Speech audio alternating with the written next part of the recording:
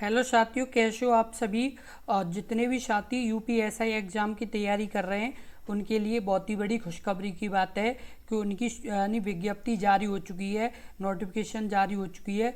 तो आप जितने भी परीक्षार्थी इसके एग्ज़ाम की तैयारी कर रहे हैं वो इस वीडियो को बहुत ही ध्यानपूर्वक से देखें, क्योंकि इस वीडियो में एक बहुत ही महत्वपूर्ण जो नोटिफिकेशन बदलाव हुआ है उसके बारे में बात करेंगे। इसमें यानी जो 3 पॉइंट हैं उनके बारे में बात करेंगे। जो पहला पॉइंट है कि आपकी आयु में छूट, इसके बारे में भी जो आयु में जैसे बदलाव हुआ है आयु में छूट में उसके बारे में बात करेंगे। उसके बाद आपका जो एग्ज़ाम पैटर्न है, क्या है एग्ज़ाम पैटर्न है वो उसके बारे में भी बात करेंगे और सिलेबस के बारे में भी बात करेंगे, क्योंकि सिलेबस में भी जैसे बदलाव है। तो आप इस वीडियो को बहुत ही ध्यानपूर्वक से और पूरा देखिए, क्योंकि ये बहुत ही महत्वपूर्ण वीडियो है आपके लिए। और आपको इसमें बता दें कि आपकी जो ये वैकेंसी है इसमें आपको प्रॉपर यानी सही से अपना वो चुनना पड़ेगा कि कौन कौन सी मतलब हमें जैसे फॉर्म भरना है। जैसे आपकी पहली है जैसे उप निरीक्षक नागरिक पुलिस और महिला यानी पुरुष और महिला के लिए। उसके बाद जैसे प्लाटून कमांडर पीएसी उप निरीक्षक सशस्त्र यानी पुलिस। उसके बाद आपका है प्लाटून कमांडर उप निरीक्षक विशेष सुरक्षा बल पुरुष के लिए। और उसके बाद महिला के लिए बटालियन हेतु महिला उप निरीक्षक, ये आपकी महिलाओं के लिए। तो आपको बहुत ही ध्यानपूर्वक से पूरा वीडियो को जरूर देखें, क्योंकि ये वीडियो बहुत ही महत्वपूर्ण वीडियो है, इसलिए इस वीडियो को बहुत ही ध्यानपूर्वक से देखें। और एक बार अपने इस यूट्यूब चैनल हर क्लासेस 24 को जरूर सब्सक्राइब कर लें, क्योंकि यदि आप सब्सक्राइब कर लेंगे तो आपको सभी नोटिफिकेशन लगातार मिलती रहेंगी। इससे आपके यानी आपको जितनी भी नोटिफिकेशन है वो समय समय पर मिलती रहेंगी। उसके बाद बात कर लें आपकी अनारक्षित की जो आपकी वैकेंसी है वो 1705 वैकेंसी है। उसके बाद ईडब्ल्यूएस की आपकी वैकेंसी है वो 422 वैकेंसी है। उसके बाद आपकी अन्य पिछड़ा वर्ग की हैं 1143। उसके बाद अनुसूचित जाति की हैं 890। उसके बाद अनुसूचित जनजाति की हैं वो 82 वैकेंसी हैं। कुल जो वैकेंसी है वो 4242 वैकेंसी है। उसके बाद आपको बता दें कि जो आपके यानी जैसे डॉक्यूमेंट वगैरह हैं उसमें भी जैसे चेंजमेंट हुआ है कि कब तक मतलब आपका यानी डॉक्यूमेंट होना चाहिए, उसके बारे में भी इस वीडियो में आगे बताएंगे। इसलिए इस वीडियो को बहुत ही ध्यानपूर्वक से देखें। और आपको ये भी बताएंगे कि कब से कब तक का आपका डॉक्यूमेंट मांगे गया है, जिसमें जैसे आपका ईडब्ल्यूएस का सर्टिफिकेट और ओबीसी का सर्टिफिकेट, एससी का सर्टिफिकेट, एसटी का सर्टिफिकेट, ये सभी की यानी डेट के बारे में भी आपको बताएंगे। इसलिए आप इस वीडियो को पूरा अच्छे से देखें। उसके बाद बात कर लें अनारक्षित आपकी 55 यानी वैकेंसी है, जिसमें प्लाटून कमांडर पीएसी उप निरीक्षक सशस्त्र पुलिस के लिए रिक्त पदों का श्रेणीवार विवरण केवल जो के पुरुष यानी अभ्यर्थी उनके लिए। तो आपकी अनारक्षित में 56 वैकेंसी हैं। उसके बाद ईडब्ल्यूएस में आपकी 13 वैकेंसी हैं। उसके बाद अन्य पिछड़ा वर्ग में आपकी 35 वैकेंसी हैं। उसके बाद आपकी अनुसूचित जाति में 28 वैकेंसी हैं। उसके बाद अनुसूचित जनजाति में 2 वैकेंसी, कुल आपकी 135 वैकेंसी है। उसके बाद बात कर लें प्लाटून कमांडर उप निरीक्षक विशेष सुरक्षा बल के रिक्त पदों का श्रेणीवार क्रम, जिसमें आपकी अनारक्षित के लिए 25 वैकेंसी हैं। उसके बाद ईडब्ल्यूएस के लिए 6 वैकेंसी हैं। उसके बाद अन्य पिछड़ा वर्ग के लिए 16 वैकेंसी हैं। उसके बाद अनुसूचित जाति के लिए 12 वैकेंसी हैं। अनुसूचित जनजाति के लिए 1 वैकेंसी, कुल आपकी 60 वैकेंसी हैं। उसके बाद बात कर लें अनारक्षित आपकी महिला बटालियन हेतु महिला उप निरीक्षक के लिए 47 वैकेंसी हैं। ईडब्ल्यूएस के लिए 10 वैकेंसी है। उसके बाद आपकी अनुसूचित जाति के लिए 27 वैकेंसी है। अनुसूचित जनजाति के लिए 1 वैकेंसी है और कुल वैकेंसी आपकी 106 वैकेंसी है। और आपको बता दें कि इसके जो फॉर्म पढ़ना शुरू हो गए वो आपके 12 अगस्त 2025 से फॉर्म पढ़ना शुरू हो गए और 11 सितंबर 2025 तक इसके फॉर्म पढ़ेंगे। उसके बाद आवेदन जो शुल्क की डेट है वो 12 अगस्त से लेके 11 सितंबर तक है। और जमा किए गए शुल्क को समायोजन की तिथि है वो 12/8/2000 से लेके 13/9/2025 तक है। ये आपकी किसकी इसके आवेदन की समय सारणी है। अब बात कर लेते हैं आयु में छूट से संबंधित, क्योंकि ये बहुत ही यानी परीक्षार्थियों का मेन पॉइंट है कि आयु में हमें कितनी छूट मिल रही हो, कब से कब तक के यानी परीक्षार्थी फॉर्म डाल सकते हैं। तो इसमें अब आपको बताएंगे कि कब से कब तक आपकी एज होनी चाहिए। तो जो उप निरीक्षक है नागरिक पुलिस पुरुष एवं महिला तथा बटालियन हेतु महिला उप निरीक्षक के पदों के हेतु अभ्यर्थी ने दिनांक 1/7/2025 को 21 वर्ष की आयु प्राप्त कर ली हो और 28 वर्ष की आयु प्राप्त न की हो, अर्थात अभ्यर्थी का जन्म 2/7/1997 से पूर्व तथा 1/7/2004 के बाद का नहीं होना चाहिए। इसमें आपको जैसे स्पष्ट बताया गया है कि आपके 2/7/1997 से पहले का यानी जन्म नहीं होना चाहिए और 1/7/2004 के बाद का आपका जन्म नहीं होना चाहिए, क्योंकि इसमें आपको बताया गया है। उसके बाद जैसे जो आपकी 3 वर्ष की जो छूट दी गई है उसके बारे में भी आगे बताएंगे कि क्या है क्या नहीं है। उसके बाद आगे कहा गया है प्लाटून कमांडर पीएसी पुरुष, उपनिरीक्षक सशस्त्र पुरुष तथा प्लाटून कमांडर उपनिरीक्षक विशेष सुरक्षा बल के पदों के लिए आपकी 1/7/2025 को 21 वर्ष की आयु कर ली हो और 28 वर्ष से अधिक की आयु पूर्ण न की हो, अर्थात अभ्यर्थी का जन्म 1/7/1997 से 1/7/2004 के बाद का नहीं होना चाहिए। और आपको साथियों बता दें, कोई भी आपके जैसे मन में डाउट हो तो आप कमेंट में पूछ लें, हम आपको पूरी जानकारी देंगे आयु से संबंधित कोई भी जानकारी आपको लेनी है तो। उसके बाद बात कर लें परंतु यह अनुसूचित जातियों के, अनुसूचित जनजातियों और ऐसी अन्य श्रेणियों से संबंधित अभ्यर्थियों को दशा में उच्चतर आयु सीमा उतने वर्ष अधिक होगी जितनी रिक्तियों की अधिसूचना के समय अधिनियम में लागू सरकारी आदेशों में विनिर्दिष्ट की जाए, परंतु यह इस भर्ती में आयु में छूट दिए जाने हेतु उत्तर प्रदेश शासन के शासनादेश 97/2187 और 6/1008 यानी 24/2023 दिनांक 26/5/2023 के कम में मात्र इस भर्ती हेतु निर्धारित आयु सीमा में सभी वर्ग के अभ्यर्थियों के लिए अपवाद स्वरूप एक बार के लिए 3 वर्ष की छूट दी गई है। अब इसमें आपके लिए ये एक अच्छी खुशखबरी है जो जैसे परीक्षार्थी अपनी जैसे आपका एग्ज़ाम जो आप देंगे उसके लिए जो फॉर्म भरेंगे उसका यानी आपकी एज में छूट दी गई है, वो आपकी दी गई है। जो जितने भी यानी परीक्षार्थी हैं जिनकी एज 28 से ज़्यादा हो चुकी है वो बहुत ही ज़्यादा दुखी थे कि मतलब हमारी 28 से ज़्यादा एज हो चुकी है, तो उनके लिए खुशखबरी की बात है कि आपको 3 वर्ष की इस यानी वैकेंसी में छूट मिली है। किसकी? यानी 3 वर्ष की आपको आयु में छूट मिली है। यानी आप 31 साल की एज तक भी हैं आप तो आपको फॉर्म आप डाल सकते हैं। ये आपके लिए एक बहुत ही बड़ी खुशखबरी की बात है। जो जनरल से जैसे बिलोंग करते हैं तो यदि उनकी 31 साल एज हो गई है फिर भी आप यानी फॉर्म भर सकते हैं। अब जैसे बात कर लें श्रेणीवार अधिकतम आयु सीमा तथा आयु सीमा में छूट तालिका, तो आपकी सामान्य श्रेणी जो जनरल है उनमें 3 वर्ष की छूट मिली है। कब से? 2/7/1994 से लेके 1/7/2004 और मतलब कब से कब तक? 1/7/1994 से 1/7/2004 तक। जो प्लाटून कमांडर पीएसी अलग अलग जैसे उसमें उपनिरीक्षक नागरिक पुरुष महिला तथा महिला बटालियन, ये तो महिला उपनिरीक्षक, और उसके बाद पुरुष उपनिरीक्षक सशस्त्र कमांडर और उसके अलावा आपके सुरक्षा बल पुरुष।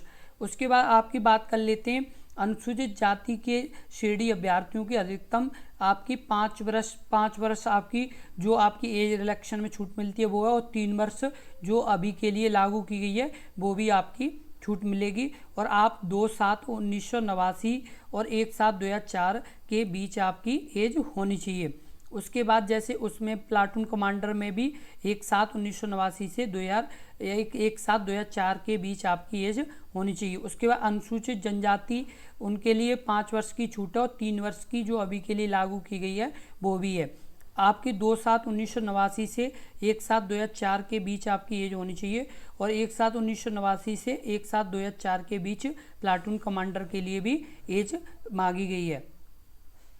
उसके बाद बात कर लेते हैं अन्य पिछड़ा वर्ग या जो ओबीसी हैं उनकी भी 5 वर्ष की छूट है और 3 वर्ष की अभी की जो छूट मिली है वो भी आपको मिलेगी। तो 2/7/1989 से 1/7/2004 के बीच आपकी एज मांगी गई है और प्लाटून कमांडर के लिए भी 1/7/1989 से 1/7/2004 के बीच आपकी एज मांगी गई है।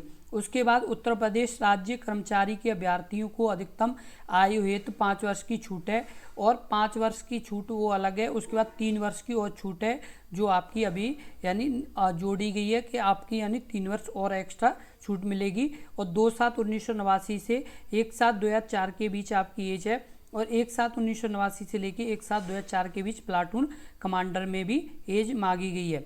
उसके अलावा जैसे आपके जो भूतपूर्व सैनिक हैं उनकी भी एज जैसे आप उन्हें मतलब निर्धारित समय सीमा से 3 वर्ष से अधिक नहीं होनी चाहिए, यानी 3 वर्ष प्लस 3 वर्ष 6 वर्ष की आपकी छूट मिली है। और आपके उसके अलावा जैसे 1/7/2025 को 34 वर्ष की आयु पूर्ण ना की हो, जो आपके उपनिरीक्षक के लिए।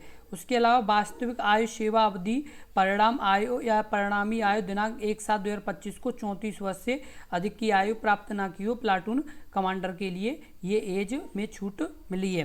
तो आपको बता दें कि जो भी यानी परीक्षार्थी जैसे जनरल से बिलोंग करते हैं तो उनकी पहले 28 वर्ष थी, उसे अब प्लस 3 वर्ष करके 31 वर्ष कर दिया गया है। और जो आपकी जैसे ओबीसी में जैसे छूट मिलती थी तो 5 + 3 वर्ष यानी अब 8 वर्ष की आपको छूट मिलेगी। तो ये आपके लिए खुशखबरी की बात है, जो यानी साथ ही जिनकी एज या 28 से ज़्यादा हो चुकी थी और वो बहुत ही दुखी थे कि हमारे फॉर्म नहीं पढ़ पाएंगे, तो उनके लिए खुशखबरी की बात है कि यदि उनकी 31 साल तक एज अभी हुई है तो वो अपना फॉर्म भर सकते हैं। अब बात कर लेते हैं लिखित परीक्षा एग्जाम पैटर्न के बारे में कि इसका एग्जाम पैटर्न कैसे क्या है। तो आपको बता दें कि उत्तर प्रदेश उप निरीक्षक और निरीक्षक नागरिक पुलिस सेवा नियमावली 2015 यथा संशोधित 8म संशोधन तक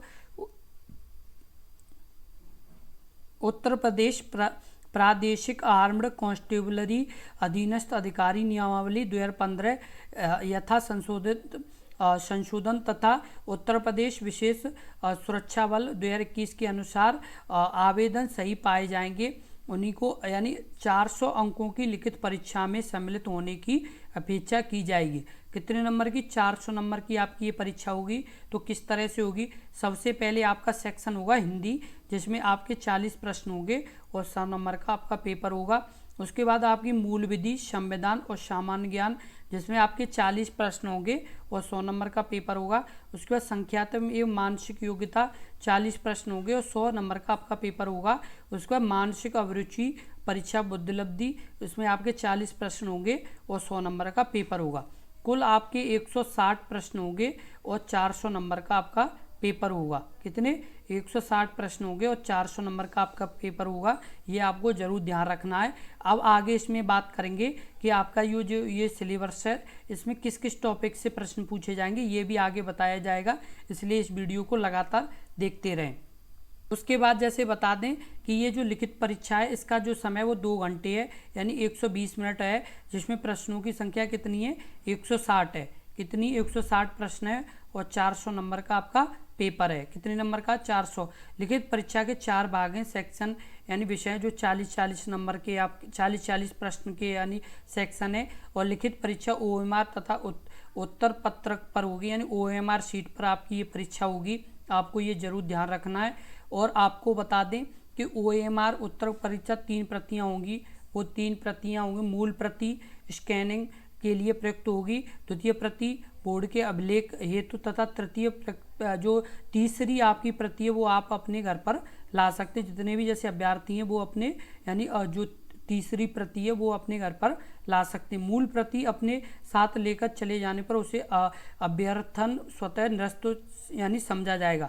यदि जैसे कोई परीक्षार्थी जैसे जो पहली प्रति है उसे यदि लेके आते हैं तो उनकी जो ये एग्ज़ाम है वो उनका यानी निरस्त माना जाएगा और वो यानी उनका रिजल्ट भी चेक नहीं होगा। और हो सकता है कि आप पर मतलब कानूनी कार्रवाई भी हो सके, इसलिए कभी भी आप मतलब जो मूल प्रति है ना लाएं, वो जो तीसरी प्रति है उसे ही आप अपने घर पर ला सकते हैं। अब जैसे बात कर लेते हैं आपके जो पेपर यानी लिखित परीक्षा है उसके बारे में। लिखित परीक्षा में यानी आपसे क्या क्या पूछा जाएगा उसके बारे में बात कर लेते हैं। तो सबसे पहले जैसे सामान्य हिंदी 40 प्रश्न होंगे, 100 नंबर के यानी पेपर होगा। आपका मूल विधि, संविधान, सामान्य ज्ञान 40 प्रश्न होंगे, 100 नंबर का पेपर होगा। उसके बाद संख्यात्मक एवं मानसिक योग्यता 40 प्रश्न होंगे, 100 नंबर का पेपर होगा। उसके बाद मानसिक अभिरुचि एवं बुद्धिलब्धि 40 प्रश्न होंगे और 100 नंबर का पेपर होगा। कुल 160 प्रश्न होंगे और 400 नंबर का आपका पेपर होगा। उसके बाद बात कर लें आपके हिंदी सब्जेक्ट में किस किस टॉपिक से प्रश्न पूछे जाएंगे। तो हिंदी और अन्य भारतीय भाषाएं, हिंदी व्याकरण का मौलिक ज्ञान, हिंदी वर्णमाला, तत्सम, तद्भव, पर्यायवाची, विलोम शब्द, अनेकार्थक वाक्यांशों के स्थान पर एक शब्द, समरूपी भिन्नार्थक शब्द, अशुद्ध वाक्यों के लिए शुद्ध करना, लिंग, वचन, कारक, सर्वनाम, विशेषण, क्रियाकाल, उसके बाद वाच्य, अव्यय, उपसर्ग और प्रत्यय, संधि, समास और ब्राह्मचिन्ह, मुहावरे एवं लोकोक्तियाँ, रस, छंद, अलंकार आदि, अपठित, बहुत प्रसिद्ध कवि, लेखक एवं उनकी प्रसिद्ध रचनाएं और हिंदी भाषा में पुरस्कार और विविध, ये सभी आपके हिंदी के टॉपिक हैं। इन्हीं से आपके 40 जो प्रश्न आएंगे वो इन्हीं टॉपिक से आएंगे। तो आप इन टॉपिक को अच्छे से पढ़ लें और इस यानी जितने भी टॉपिक हैं उन्हें अपनी एक नोटबुक में लिख लें, जिससे आपको लगातार ध्यान रहेगा कि कौन कौन से टॉपिक से हमें अपने एग्ज़ाम की तैयारी करनी है। हिंदी के हों, चाहे रीजनिंग के हों, चाहे जीएस के हों, चाहे किसी के भी हों, सभी के आप टॉपिक साथ के साथ इस वीडियो को देख करके लिख लें। उसके बाद बात कर लेते हैं मूल विधि एवं संविधान। भारतीय न्याय संहिता बीएनएस एवं भारतीय नागरिक सुरक्षा संहिता बीएनएसएस महिला, बच्चों, अनुसूचित जाति के सदस्यों को संरक्षण देने संबंधी विधिक प्रावधान, यातायात नियमों का यातायात नियमों के बारे में, पर्यावरण संरक्षण, वन्यजीव संरक्षण, मानवाधिकार संरक्षण, सूचना का अधिकार अधिनियम, आयकर अधिनियम, भ्रष्टाचार निवारण अधिनियम, राष्ट्रीय सुरक्षा अधिनियम, आईटी अधिनियम, साइबर अपराध, जनहित याचिका, महत्वपूर्ण न्यायिक निर्णय, भूमि सुधार, भूमि अधिग्रहण, भू राजस्व संबंधी सामान्य ज्ञान।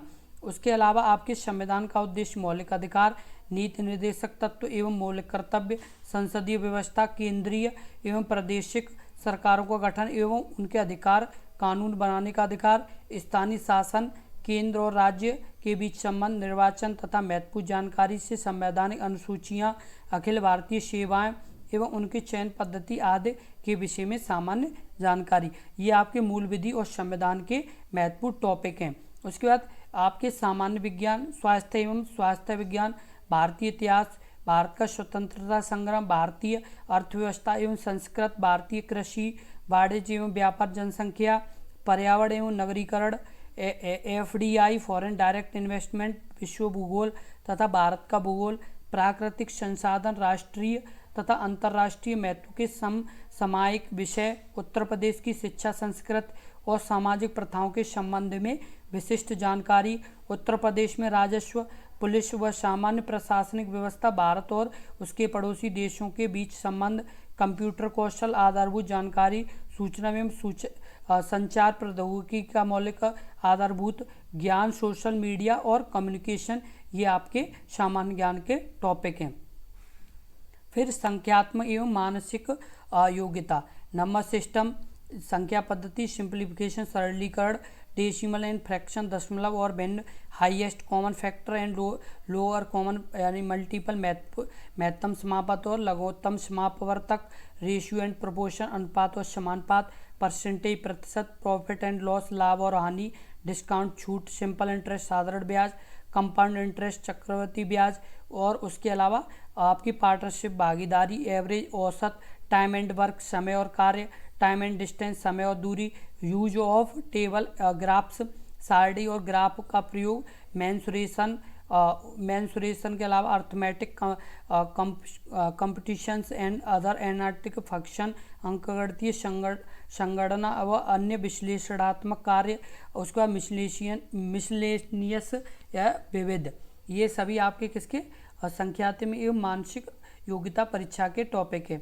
उसके बाद लॉजिकल डायग्राम, उसके बाद सिंबल रिलेशनशिप, इंटरेक्शन सांकेतिक संबंध, और उसके बाद participation test, word formation test, शब्द रचना, उसके अलावा आपका अक्षर और संख्या श्रृंखला, उसके बाद शब्द और वर्णमाला में आंशिक समरूपता, उसके बाद व्यवहारिक ज्ञान, उसके बाद दिशा एवं ज्ञान परीक्षण, फिर उसके बाद आंकड़ों का तार्किक समूह और प्रभावी तर्क और अंतर्निहित भावों का विनिश्चय, ये सभी आपके क्या है, संख्यात्मक एवं मानसिक योग्यता की परीक्षा के टॉपिक हैं। इन टॉपिक से ही आपके प्रश्न पूछे जाएंगे। फिर उसके बाद मानसिक अभिरुचि एवं बुद्धिलब्धि तार्किक परीक्षा, रिलेशनशिप, संबंध एवं आंशिक समानता। उसके बाद असमान को चिन्हित करना, श्रृंखला पूरी करने का परीक्षण। उसके बाद सांकेतिक लिपि, उसके बाद सांकेतिक और सांकेतिक लिपि को समझना, दिशा और ज्ञान परीक्षण, रक्त संबंधी वर्णमाला पर आधारित प्रश्न, समय क्रम परीक्षण, वेन आरेख और चार्ट सदृश्य। उसके बाद गणितीय योग्यता और क्रम में व्यवस्थित, ये सभी रीजनिंग के टॉपिक हैं। उसके बाद समरूपता, समानता, भिन्नता। उसके बाद खाली स्थान भरना, समस्या को सुलझाना, problem of solving, analysis, judgement विश्लेषक निर्णय। उसके बाद निर्णयात्मक क्षमता। उसके बाद दृश्य स्मृति। उसके बाद विभेदन क्षमता। उसके अलावा पर्यवेक्षण और उसके बाद संबंध, अवधारणा, अंकगणितीय तर्क, ये सभी किसके टॉपिक हैं, आपके रीजनिंग के। उसके बाद शब्द और आकृतिक वर्गीकरण, उसके बाद अंकगणितीय संख्यात्मक श्रृंखला और उसके अलावा अमूर्त विचारों के प्रतीक तथा उनके संबंधों में सामंजस्य की क्षमता, ये सभी आपके टॉपिक हैं किसके, जो आपका सिलेबस है उसके टॉपिक। इन्हीं सिलेबस से आपके सभी प्रश्न पूछे जाएंगे और यही महत्वपूर्ण टॉपिक हैं जिनसे आपके सभी प्रश्न पूछे जाएंगे। इसलिए इन टॉपिकों को अच्छे से पढ़ें और ज़्यादा से ज़्यादा इन्हीं टॉपिक में मेहनत करें। और आपको बता दें कि अपने ही यूट्यूब चैनल पर आपकी यूपीएसआई एग्ज़ाम की तैयारी भी लगातार कराई जा रही है, तो लगातार अपने इसी यूट्यूब चैनल से जुड़े रहें और ज़्यादा से ज़्यादा मेहनत करें। यदि आप मेहनत करेंगे तो आपके साथ साथ हम भी मेहनत करेंगे, क्योंकि यदि आप जितनी मेहनत करेंगे उतनी हम करेंगे, क्योंकि हम भी आपके लगातार साथ मेहनत करेंगे तो आपकी ये वर्दी ज़रूर आपके साथ होगी। और हम वादा करते हैं कि आपके साथ दिनों रात मेहनत करेंगे और आप भी अपनी दिनों रात मेहनत करें, क्योंकि आपके माता पिता आपसे इतना विश्वास बनाए रखे हैं तो आपको उनका विश्वास नहीं तोड़ना है। और आपको ये वर्दी और जो 2 स्टार हैं वो आपको ज़रूर लेने, और आप ये जब ही ले पाएंगे जब आप मेहनत करेंगे, क्योंकि आप जितना यानी टाइम देंगे उसी हिसाब से। आपके पास अभी ज़्यादा से ज़्यादा 3 से 4 महीने में आपको इस तरह से आपको पढ़ना है कि इन 3-4 महीने में ये सभी टॉपिक अच्छे से आपको रेडी हो जाएं। और ये जब ही हो पाएंगे जब आप सही से मेहनत करेंगे और ज़्यादा समय देंगे और अपने इस यूट्यूब चैनल से लगातार जुड़े रहेंगे, तो आपको पूरी तैयारी अच्छे से हो पाएगी। क्योंकि आप यदि अच्छे से टाइम नहीं देंगे तो आपकी तैयारी भी नहीं हो पाएगी। इसलिए आप अच्छे से समय दें और ज़्यादा से ज़्यादा मेहनत करें, क्योंकि अपने इसी यूट्यूब चैनल पर आपके उत्तर प्रदेश की लगातार तैयारी कराई जा रही है। जो उत्तर प्रदेश से संबंधित प्रश्न पूछे जाएंगे, मॉडर्न हिस्ट्री की कराई जा रही है, हिंदी की भी, सभी सब्जेक्ट की लगातार वीडियो अपलोड की जा रही हैं। तो उन सब वीडियो को आप लगातार देखते रहें। और आपको कोई भी जानकारी लेनी हो तो आप कमेंट करें, हम आपको पूरी जानकारी देंगे। और आप हमारे साथ लगातार जुड़े रहें, जिससे आपकी कोई भी जैसे जानकारी लेनी हो, चाहे कोई भी आपको डाउट हो किसी भी टॉपिक से, तो आप तुरंत पूछें, हम आपको पूरी जानकारी देंगे। और इस वीडियो को ज़्यादा से ज़्यादा शेयर कर दें, जिससे और भी परीक्षार्थियों को इस सभी जानकारी के बारे में पता चल सके। धन्यवाद।